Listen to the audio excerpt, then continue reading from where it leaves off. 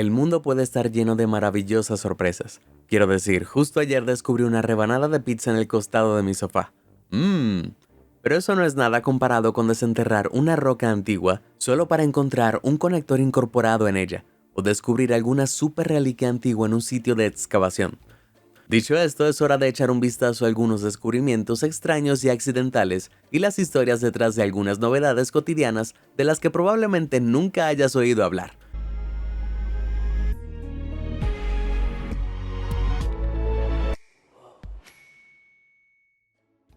Hallazgo rocoso. En 1998, el ingeniero electrónico John Williams salió de excursión a la naturaleza montañosa en las zonas rurales de América del Norte.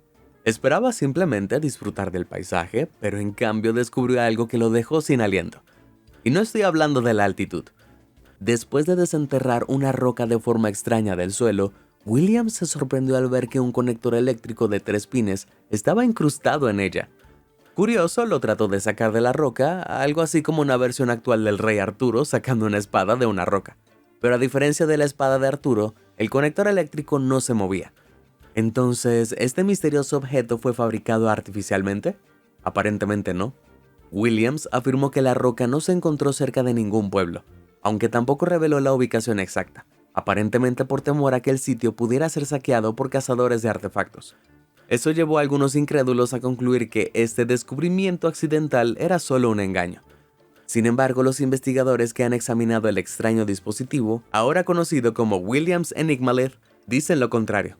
Aparentemente la roca está compuesta de granito, cuarzo, feldespato y no contiene aglutinantes, lo que descarta la posibilidad de que haya sido fabricada artificialmente. Además, el material similar al metal que forma los pines no es de hecho de ningún tipo de metal identificable. Y según Williams, la roca tiene al menos 100.000 años, lo que significa que no puede haber sido creada por humanos. Si nuestra comprensión del desarrollo tecnológico de la humanidad es correcta.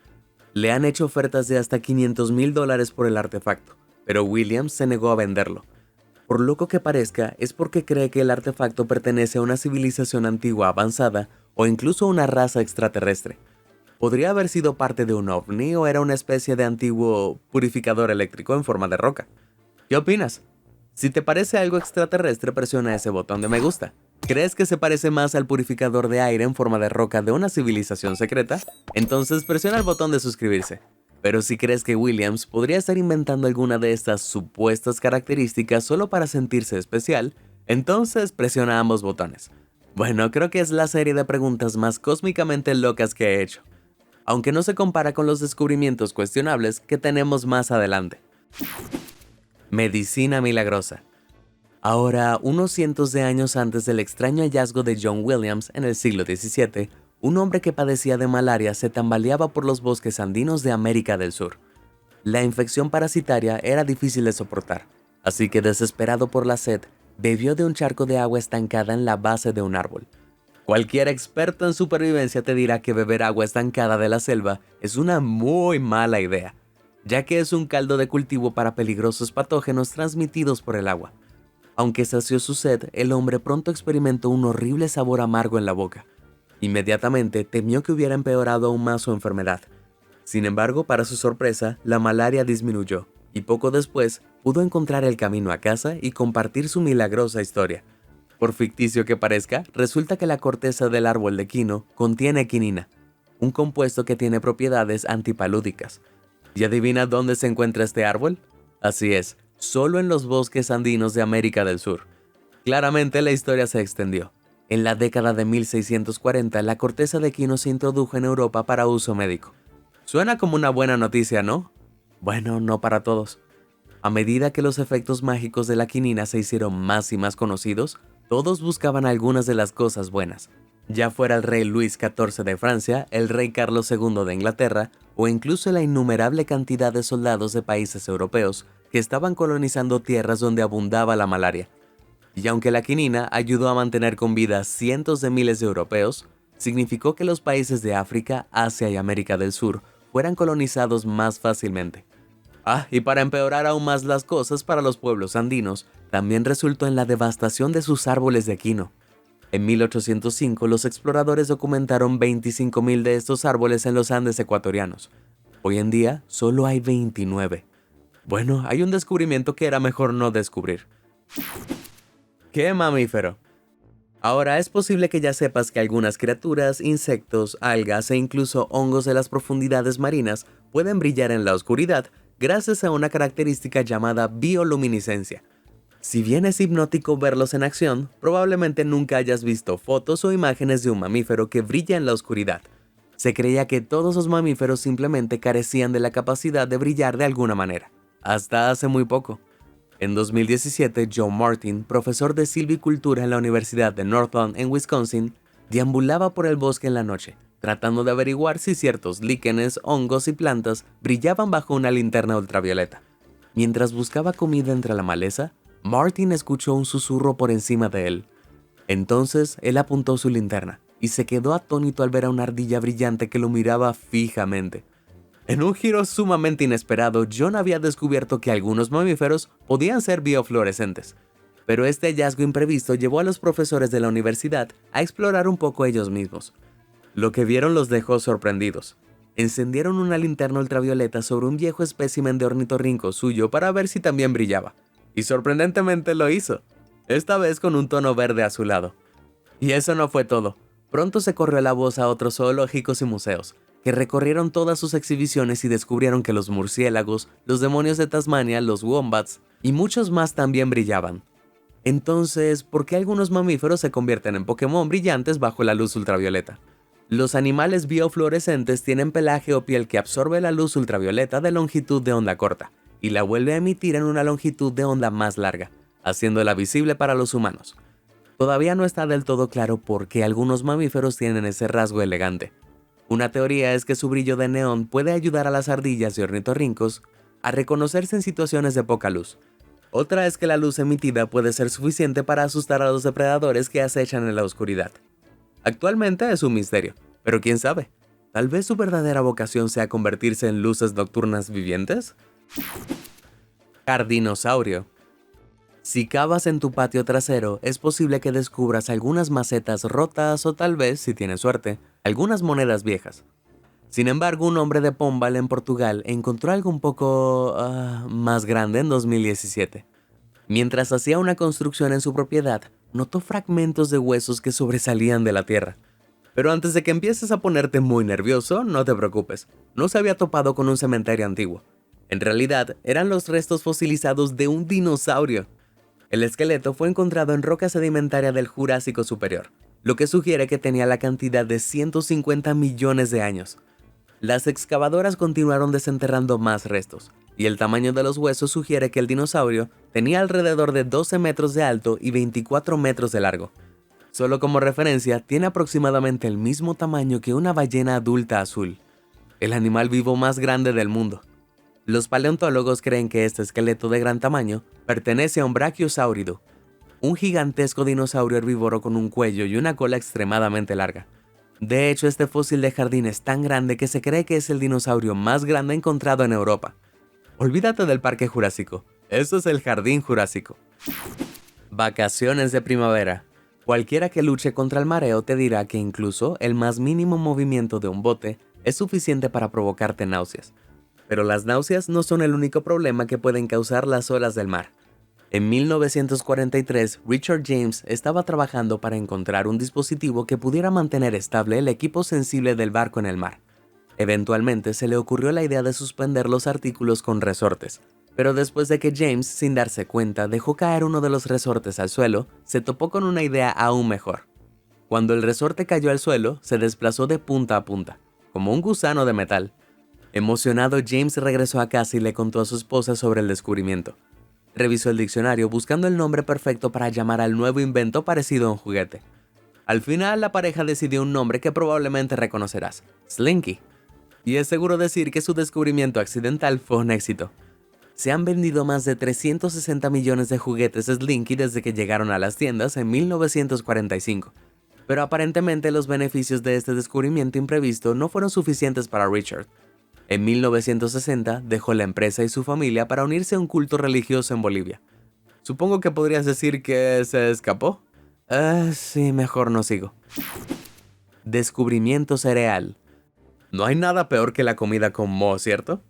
Pero por loco que parezca, a veces vale la pena dejar la comida afuera durante la noche. Solo pregúntales a los hermanos Kellogg. Los hermanos, que fueron dos de los primeros gurús del bienestar de Estados Unidos, intentaron hacer un lote fresco de granola usando bayas de trigo un día en 1898.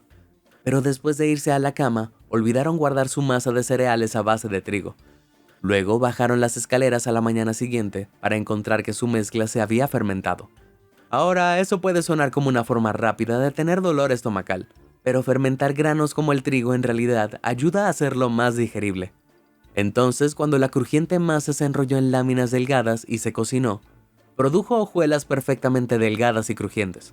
Finalmente, Will Kellogg descubrió que el maíz, en lugar del trigo, producía hojuelas aún más crujientes y crocantes. 8 años más tarde, Will abrió la Battle Creek Toasted Cornflake Company, creando el primer lote de cornflakes de Kellogg's. Desde entonces, se podría decir que el cereal ha sido bastante popular. Hoy la compañía Kellogg's tiene un valor increíble de 24.8 mil millones de dólares y vende alrededor de 31.7 millones de cajas de cornflakes cada año. Es bastante sorprendente pensar que números tan grandes nacieron de una mezcla de masa accidental. Tal vez debería revisar el mostrador de mi cocina en busca de algo que pueda estar fermentando allí. Podría ser asqueroso, pero podría ser el próximo cornflakes. Solo el tiempo y las cucarachas lo dirán. Descubrimiento en llamas. Incluso después de la creación de los encendedores, existe la posibilidad de que encuentres una buena caja de fósforos a la moda en algún lugar de tu casa. Pero a pesar de lo útiles y populares que son estos pequeños palitos, no comenzaron como un diseño intencional. En 1826, el químico inglés John Walker estaba trabajando con fósforo, sulfuro de antimonio y clorato de potasio. Para aquellos de nosotros que no sabemos sobre química, eso es básicamente un montón de cosas con las que no quieres meterte.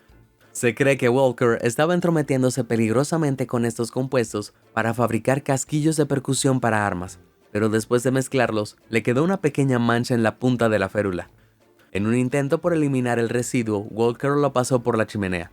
En ese momento, la férula se iluminó con una llama.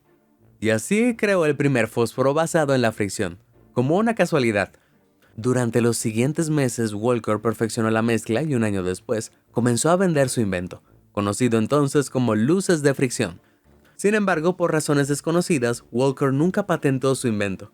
Como era de esperar, otros inventores se apresuraron a aprovechar su idea y crearon sus propias coincidencias basadas en la fricción. Y ahora, solo en los Estados Unidos, se usan alrededor de 500 mil millones cada año. ¿Quién diría que los productos químicos y el fuego eran una pareja hecha en el cielo? Fiesta bajo el agua. En septiembre de 2022, los pescadores de la costa Devon, Inglaterra, buscaban capturar langostas a través de un método alternativo, aunque brillante. En lugar de colocar el cebo en costosas trampas para langostas, usaron pequeños focos submarinos. La idea era que el cebo iluminado pudiera perfilar la trampa para langostas como refugio potencial, o que el crustáceo fuera atraído por la luz. Para asombro de los pescadores, los focos demostraron ser un gran éxito, pero no con las langostas, sino con las vieiras. Por lo general, los pescadores capturaban alrededor de 5 vieiras de 35.000 trampas. Sin embargo, con la adición de las luces LED, había alrededor de 15 vieiras por cada 50 trampas. Eso es un aumento de 1500 veces. Los científicos todavía estaban tratando de descubrir la razón por la cual las vieiras se sienten atraídas por estas pequeñas luces. Ni siquiera tienen ojos, ¿o sí? Resulta que las vieiras no tienen 1 ni 2, sino 200 ojos. Todos recubren el manto de su caparazón. Aunque no funcionan como nuestros ojos, son capaces de detectar presas seleccionándolas bajo el resplandor de la luz. Y los científicos creen que es por esa razón que estos chicos simplemente no pueden resistir ese pequeño parche de luz, como polillas a una llama, o más exactamente, vieiras a una luz LED. Y es igual de bueno. El método tradicional para pescar deliciosas vieiras es mediante el dragado. Ahora, una draga de pesca se basa en redes de marco de metal de alta resistencia que se tiran sobre el lecho marino, excavando en él, sacando las vieiras de la arena y llevándolas a las redes. Pero este método de captura provoca daños irreparables en los fondos marinos, y los ecosistemas tardan hasta 10 años en recuperarse del dragado. Pero con el descubrimiento de las discotecas de vieiras, existe la esperanza de que pronto veamos una disminución en esta técnica de captura. Creo que eso merece una fiesta. Forma de barco. El 11 de septiembre de 2001 fue un día oscuro para Estados Unidos.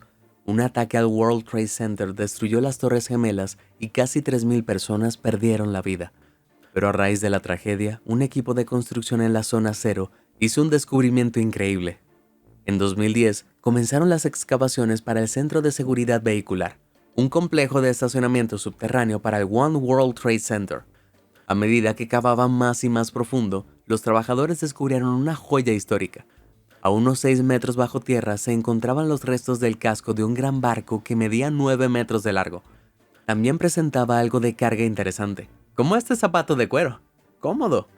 Después de recolectar muestras de madera de lo que habría sido el casco, los científicos utilizaron la datación dendrocronológica, que es el método para datar los anillos de los árboles, para determinar que el barco se construyó en un astillero de Filadelfia alrededor de 1773.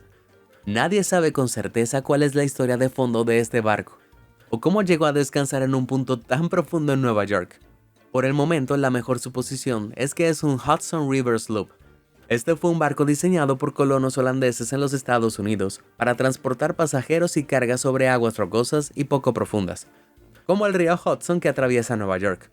Pero la verdadera pregunta es, ¿cómo terminó un barco enterrado a 6 metros bajo tierra? Después de estar en uso durante unos 20 años, se cree que el barco navegó hacia el Bajo Manhattan, donde finalmente se hundió, ya sea deliberadamente o por accidente. Lamentablemente el buque no tuvo una gran despedida. Probablemente fue enterrado por basura y otros materiales de relleno para extender la costa de Manhattan. Afortunadamente, este descubrimiento ha hecho que el barco obtenga un lugar de descanso un poco mejor en el Museo del Estado de Nueva York. Funcionamiento interno. Alrededor de 415 millones de personas en el mundo tienen diabetes, y muchas dependen de una simple inyección de insulina para vivir sus vidas con la mayor normalidad posible. Pero sin un descubrimiento extraño, es posible que este remedio nunca se haya identificado. En 1889, dos médicos de la Universidad de Estrasburgo en Francia intentaban comprender cómo afectaba el páncreas a la digestión. Para ello extrajeron el páncreas de un perro sano. Los resultados no les ayudaron a descubrir mucho sobre la digestión, claramente. Le estaban ladrando al árbol equivocado.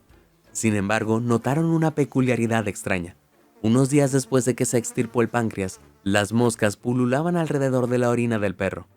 Algo anormal e inesperado había ocurrido. Después de las pruebas, los médicos se dieron cuenta de que el perro secretaba azúcar en la orina, un síntoma de diabetes. Los médicos sabían que la extirpación del páncreas había provocado que el perro previamente sano se volviera diabético. Con más pruebas concluyeron que un páncreas saludable puede secretar una sustancia que controla los niveles de azúcar en el cuerpo.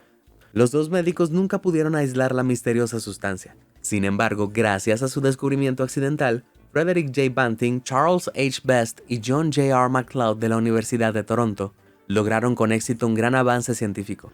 En la década de 1920, identificaron que la insulina era clave para mantener los niveles de azúcar en la sangre, la sustancia química producida principalmente por el páncreas.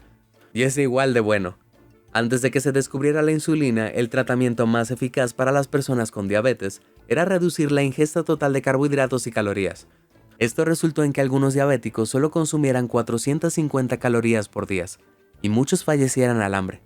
Afortunadamente, el tratamiento de inyección con insulina común de hoy es una solución mucho mejor.